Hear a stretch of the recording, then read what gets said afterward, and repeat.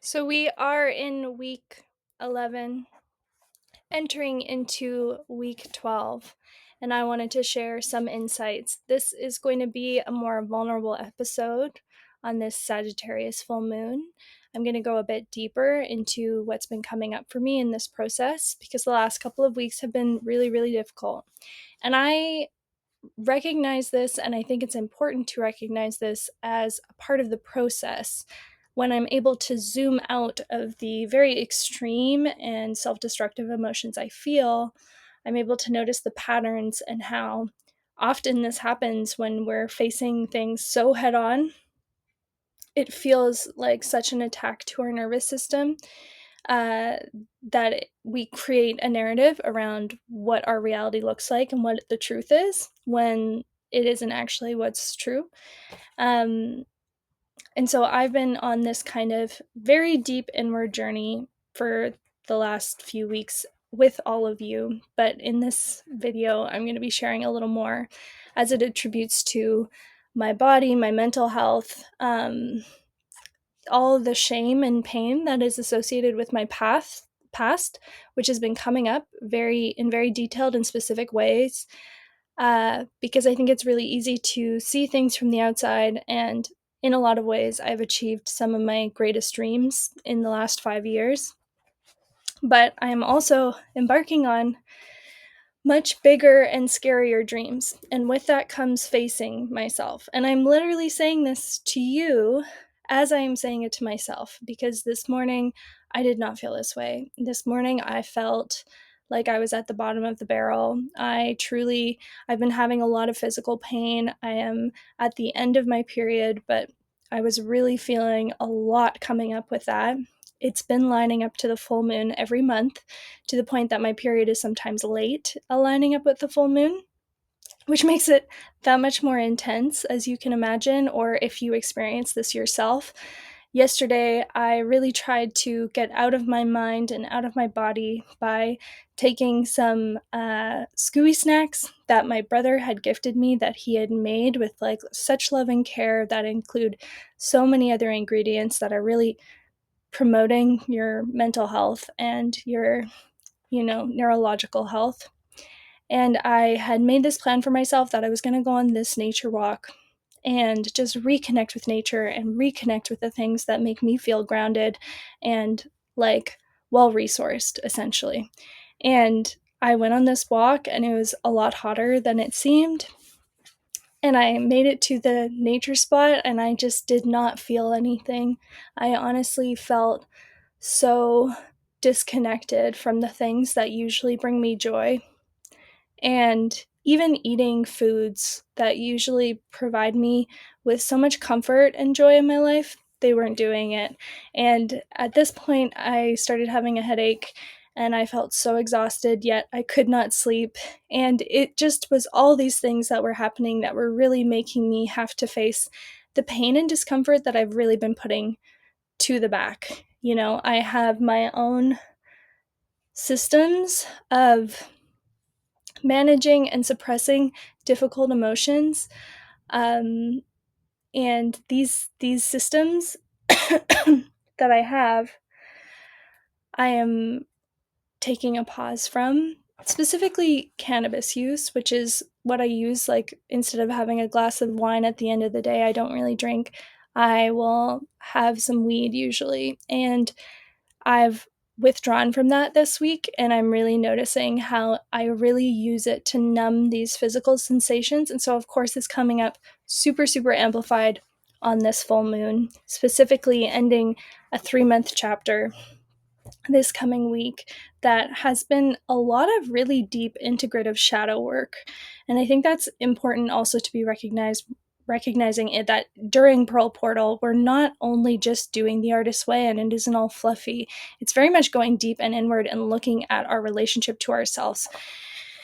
And in that, I want to share a couple of the homeworks or the studies from this past week, because some parts of it I was really shocked by, or the week before, specifically looking at week 10, the exercise of pulling the deadlies, the basically the list of the 7 deadly sins, I left it at 8, and I included alcohol in it, even though I do not really drink alcohol. I included cannabis, and I pulled cards. Now, it's just interesting because looking at it, the things I was assuming I would pull, when you're doing the draw, the blind draw. For people who don't know what I'm talking about, in chapter 10 of The Artist's Way, one of the exercises is writing on a piece of paper, cutting it up, and writing on each piece of paper your 7 deadly sins. Now, for me, I wrote more than that. I included a couple more, so it went up to 8. But basically, it's usually like sex, work, money, food, alcohol, drugs, whatever. You can list whatever you want. So I think I had those, plus family, plus friends. Yeah, and I think that was my list. And then you do a blind draw, pulling out whichever card that comes out. And she says in the work too, when you're doing your draw, if you draw something twice, continue to like go inward into it. So you have to basically write out 5 reasons which it's holding you back, 5 reasons for which this thing is holding you back.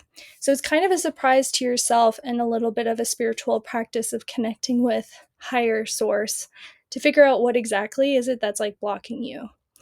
And so I had assumed, because I know that I have a complicated relationship with cannabis, because I think in some ways it really helps me. I am very ADHD.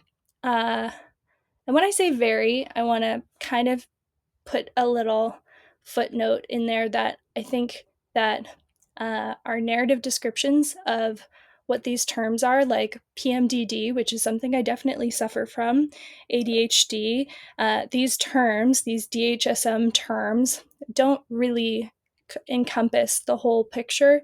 And I think it's just a more simplified way of me describing a pattern, or also a traumatic imprint, right? So I'm using that term, but I'm just sharing how it's affecting me, even though I think it is a little bit more complex than just simply the label that I'm ascribing it.